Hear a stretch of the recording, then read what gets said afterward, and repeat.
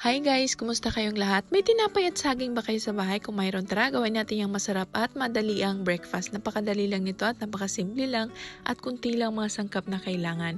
So kung naghahanap kayo ng simpleng breakfast, ito perfect sa inyo. Napakadali lang, sigurado ako pag ganito i-prepare nyo sa mga anak nyo. Siguradong magustuhan nila ito. Napakasarap at napakadali lang i-prepare. Anyway, kung bago ka pa lang sa aking Facebook page, my name is Riza. Please paki-follow para maging updated kayo every time na may bago tayong upload. So to start, meron akong isang overripe na saging dito. Babalatan ko lang to at ilagay ko lang dito sa aking plate. Tapos gagamit lang ako ng tinidor dito para i-mash yung saging. Anyway, tell me where you're watching from and comment kayo sa baba kung taga-saan kayo para next video natin ma-shoutout ko yung pangalan nyo. So after ko na-mash yung saging, maglagay lang ako dito ng isang pirasong itlog tapos i-mix ko lang. Special mention muna natin ang ating bagong star sender, Ma'am Bibet Baltonado. Maraming salamat po sa star na binigay nyo. I really appreciate it po. God bless.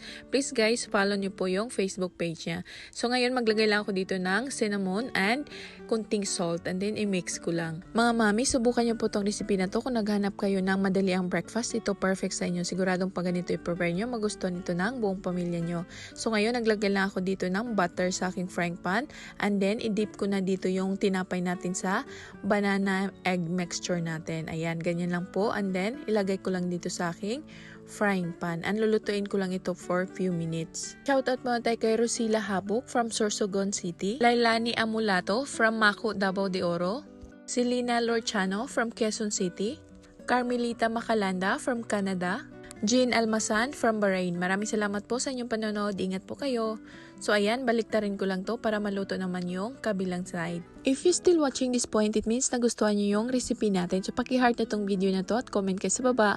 I love banana French toast. Mga mami, pwede nyo rin po to gawin sa bahay pang merienda ng mga anak nyo. Siguradong magustuhan nila ito. At least hindi nyo na kailangan pang bumili ng merienda.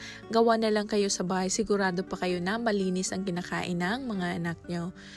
Ayan, luto na po ang ating masarap na banana cinnamon French toast. Ayan po, napakasarap at napakadali lang i-prepare. Sigurado ako magustuhan ito ng buong pamilya nyo pag ganitong breakfast o pang merienda ang ihanda nyo sa kanila. So ayan, ilagay ko lang ito dito sa aking plate. Ayan po, ready to serve na po. So maglagay lang din ako dito ng banana. Ito optional lamang po, pwedeng hindi nyo po lagyan. Pwede na po yan kainin.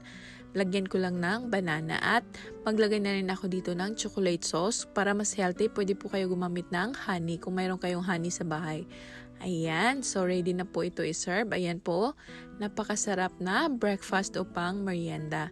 So anyway, sana may natutunan kayo sa akin today. Huwag kalimutan, follow nyo yung Facebook page natin. Stay safe everyone. Happy cooking. Enjoy. God bless you all. See you in my next video. Pakishare na din tong video na to sa mga loved ones nyo para may idea rin sila. Maraming salamat po.